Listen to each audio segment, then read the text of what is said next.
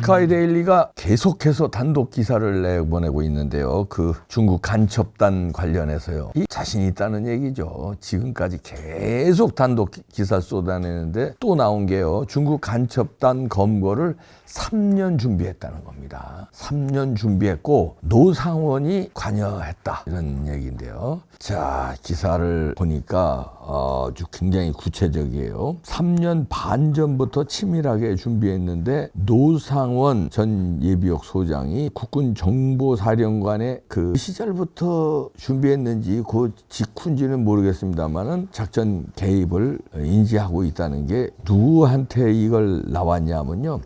이 작전에 깊숙이 참여한 관계자를 스카이데일리하고 소통을 하는 모양이에요. 모르지 내부자 정보 없이 지금 이런 단독 기사를 계속 낼 수 있겠습니까? 잘못하면 회사가 문 닫아야 되는데 지금 굉장히 탄압을 받고 있잖아요. 이재명이도 스카이데일리를 콕 집어서 그 은행장들 간담회 하는데 그 스카이데일리 국민은행 광고 주지 마세요 이랬잖아요. 그랬지 또 잽싸게 스카이데일리 허겸 기자는 출국 금지를 시키고 이랬거든요. 그런데 꿋하게 스카이데일리는 계속해서 단독 기사를 내는데 누구도 알 수 없는 깊숙한 정보를 인용해서 냅니다. 그런데 오늘도 나온 게 이번에 나온 게 어제 저녁발 뉴스인데요. 이 작전에 깊숙이 관여한 관계자 A씨라고 표현했습니다. 그 A씨의 토대로 또 단독 기사를 쏟아내는데요. 3년 반 전부터 중국인이 이제 목격됐다는 구체적인 정보를 이미 확보하고 있었다. 그래서 한미 합동작전을 하는데 미국에 이제 여기 참여한 공작원들, 그러니까 말하자면 CIA라든가 뭐 지금 자세히는 안 나왔는데 미국 정보당국이죠. 그 근처에 숙소를 얻어가지고 관찰을 했다는 거 아닙니까? 그건 그 전에 나왔고 이번에는 3년 반이라는 게 나왔고 노상원이 깊숙이 관계됐다는 게 나왔는데 그게 어디서 나왔냐면 이 작전에 참여한 관계자로부터 나왔다. 이런 얘기입니다. 그래서 지금 노상원은 서울구치소에 수감되어 있는데 장제원 박사 면회를 했어요. 장제원 박사 면회를 받아줬어요. 왜냐하면 육사 선후배이기도 하고 노상원과. 근데 장제원 박사는 부정선거에 대해서 잘 아는 사람이기 때문에 아마 선배이기도 하지만 부정선거에 접점이 있기 때문에 면회를 허락한 것 같습니다. 그래서 이제 이 얘기를 나눴는데 그거부터 물었대요. 이제 장제원 박사가 스카이데일리 보도 그거 중국 간첩단 보도 그거 사실이냐 그랬더니 다 맞습니다. 노상원 얘기가 다 맞습니다. 그러니까 그 얘기는 그 간첩단도 있고 노상원이 연결됐다는 얘기인 그것도 스카이데일리에서 보도 나왔잖아요. 그거 다 맞습니다. 이렇게 확인해 줬다는 겁니다. 그리고요, 그 작전에 깊숙이 참여했다는 그 A씨가 그 작전에 한두 명이 참여했겠습니까? 여러 명이 참여했겠죠. 근데 그 참여자들이 누구인지 대단히 민감할 수밖에 없다. 그런데 노상원 전 사령관이 김용현 장관하고 친분이 두터워 어떤 역할을 맡고 있음은 알고 있었대요. 노상원 전 사령관이 이 작전에 어떤 역할을 맡고 있는지는 알았지만 참여자들끼리도 어떤 비밀리에 작전이 진행이 됐기 때문에 서로 자기 역할만 알았지 총체적으로 노상원이 어떤 역할을 하고 누가 있고 이런 거는 몰랐다는 거죠. 원래 비밀작전이라는 건 그렇게 하는 거 아닙니까? 그래서 그 내용에 대해서는 알려고 하지도 않았고 알 수도 없었답니다. 비밀식으로 점조직으로 했기 때문에 알려고 하면 이게 또 오히려 의심을 받고 알 수도 없었다는 얘기입니다. 그런데 이제 평소에 이제 작전 관계자들끼리 연락이 이제 이렇게 되고 이랬었답니다. 그런데 그 계엄 당일날 갑자기 연락이 뜸해지더라 이 얘기예요. 연락하던 컨택이 있을 거 아닙니까?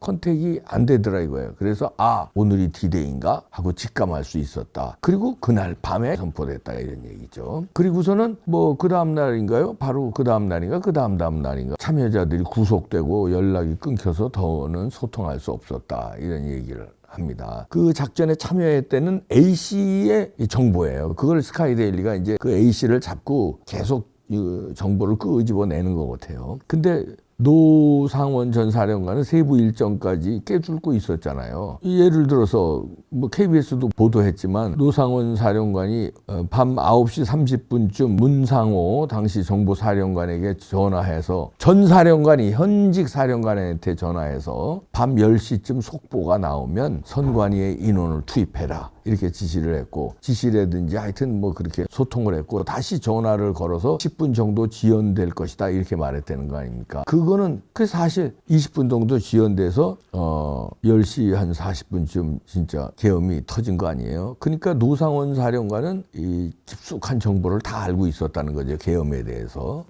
그리고 여기 스카이데일리에 정보를 제공해주는 그 A씨보다도 더 깊숙이 작전에 관여했다는 걸 우리가 알 수 있는 거죠. A씨는 그 계엄 D-Day 그리고 그 시간은 예측을 못했다는 건데, 노상원은 그것까지 다 예측했다는 거 보면 노상원이 이 계엄에 깊숙이 관여했다는 거는 이제 알 수가 있는 거죠. 나머지는 관여했어도 아주 디테일한 것까지, 아주 계엄 날짜 내지는 시간 이런 건 몰랐다는 건데 노상원은 알았다는 거죠. 그리고 이번 작전은 우리 계엄군과 미국이 공조한 것이다. 이것도 장제원 박사가 물어보니까 맞다고 확인해 줬다는 겁니다, 노상원이. 그러면서 그 A씨가 이런 얘기를 합니다. 그 정보작전 참가자는 비밀을 무덤까지 가져간다. 그러면서 그 변호인이 말하는, 이제 노상원의 변호인이죠. 진술 번복해가지고 막 가짜다 이런 얘기가 많았잖아요. 근데 그거는 노상원의 변호인이 노상원을 보호하려는 때문인지, 아니면 노상원 전 사령관이 계엄 이후에 심경이 약간 변화를 겪었는지, 그거는 자기는 알 수 없다. 그렇지만 미국과 작전이 공조한 거는 틀림없다 이런 얘기입니다. 장제원 박사가 많은 거를 지금 끌어냈는데요. 하여튼 중요한 거는 중국 간첩단 스카이데일리 보도는 맞대는 거고, 미국하고 합동작전을 펼쳤다는 건 맞대는 거고, 그다음에 3년 반이나 준비했다는 거고요. 자, 이렇게 나옵니다.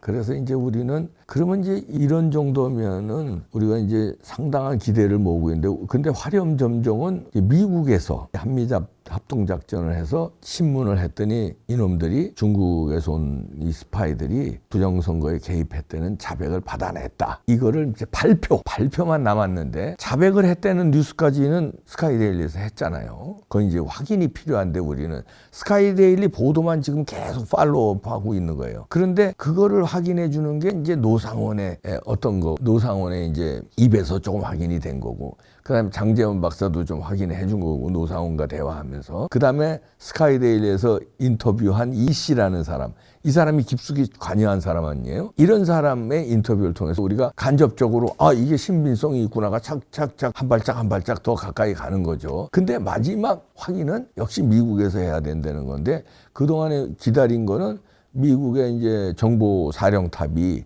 인사청문회가 2월 중순에서 말까지 있는데, 지금 FBI라든가 뭐 DNI 국장이 인사청문회를 이제 막 통과했다는 거 아닙니까? 그럼 뭔가 이제는 뭐가 이제 화렴점정 확인이 나올 시점이 점점 다가온다. 우리 이렇게 기대를 이제 하는 거고요. 그게 언제인지는 우리도 알 수 없죠. 근데 기대는 하여튼 인사청문이 끝났으니까 뭔가 인사청문 후에 섣불리 이런 걸 까겠습니까?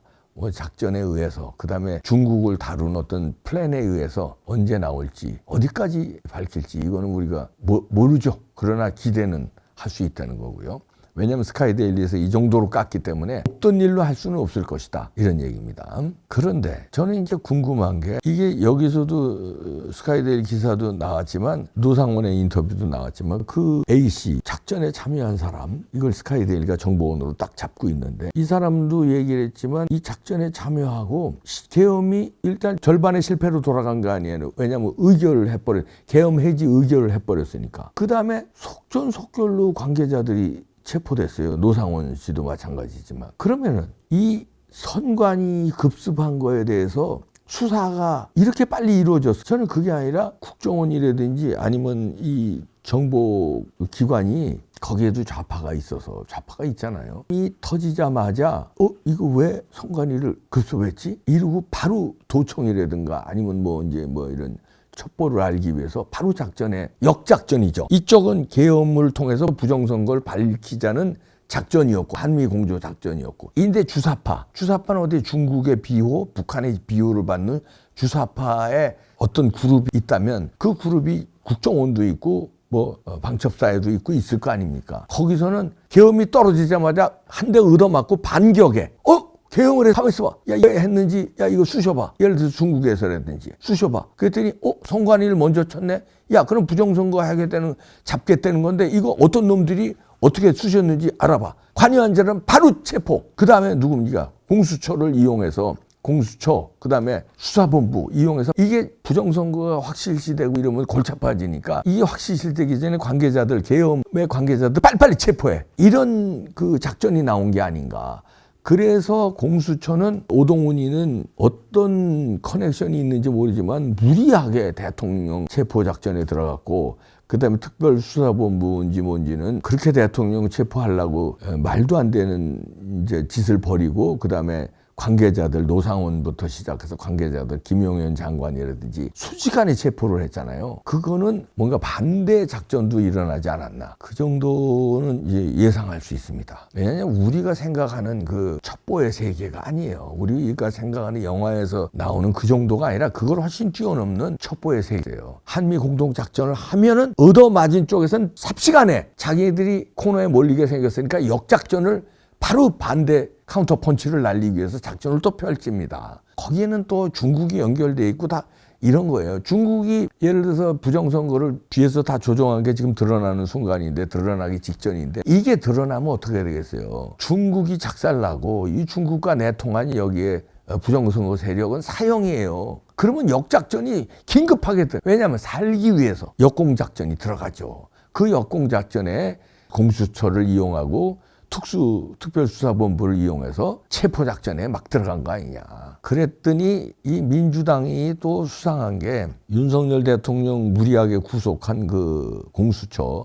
지금 공수처가 체포영장 이게 엉망이고 이런 게 지금 다 나왔잖아요. 영장을 쇼핑한 거 이런 거 다 나왔잖아요. 중앙지법에서 빠꾸 맞으니까 서부지법에 한 거 이런 거 다 나왔잖아요.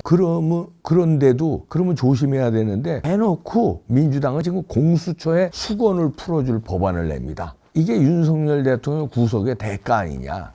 전리품 챙겨주는 거 아니냐. 체포하고 구속한 거 공수처가 어떻든 성공한 거 아니에요. 그게 불법이었는데 지네들 입장에서 성공한 거예요. 그러니까 공수처 막 힘을 실어주기 위해서 공수처가 그동안 원하던 법을 다 그냥 만든다는 거예요. 예를 들어서 검사의 정년 보장하고 조직 규모를 확대하고 뭐 이런 것부터 시작해서 공수처가 그동안 원했던 수건 사업을 다 해준다는 거예요. 이게 논공행상 아니냐. 윤 대통령 체포 구속에 결정적 역할을 하는 공수처에 대해서 참 이놈들이 이러고 있어요. 근데 놈이라고 해서 안 되겠구나. 이걸 주도하는 거는 민주당 전현인의 여성이니까 놈이라고 그러면 안 되겠구나.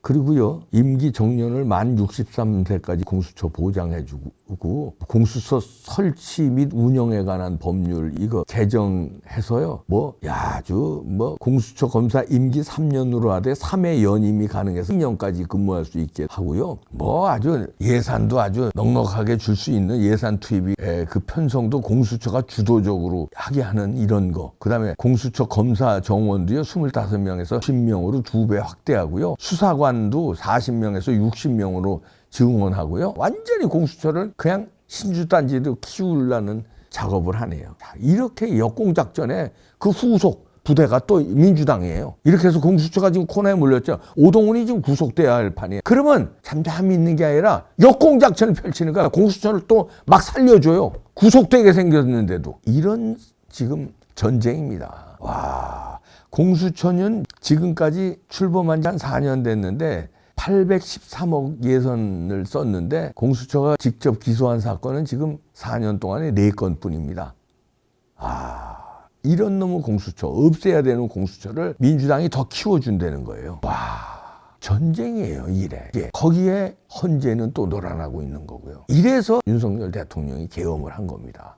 나라가 이렇게 돌아갔기 때문에. 그러면 우리는 어떻게 해야 되겠습니까? 3월 1일 날 끝장 냅시다. 이제 더는 안 돼요. 그냥 3월 1일 날 서울 시내를 다 덮어버려야 돼요. 그 시내 있죠. 광화문뿐만 아니라 광화문 시청 앞은 덮어요. 서울역까지 덮는데 그게 아니라 광화문에서 서울역까지만 덮는 게 아니라 소공동, 서소문, 서대문 이쪽에 청계천으로 해서 중구 이쪽 아주 그냥 서울 시내를 그냥 아주 다 덮어버려야 돼요. 애국 시민들이. 그리고 태극기 물결로. 그래서 판을 끝내야 됩니다. 왜냐하면 3월 1일 다음에 한 2주 후에 헌재 결정이 나오니까 끝냅시다. 전쟁이에요 지금. 무섭네.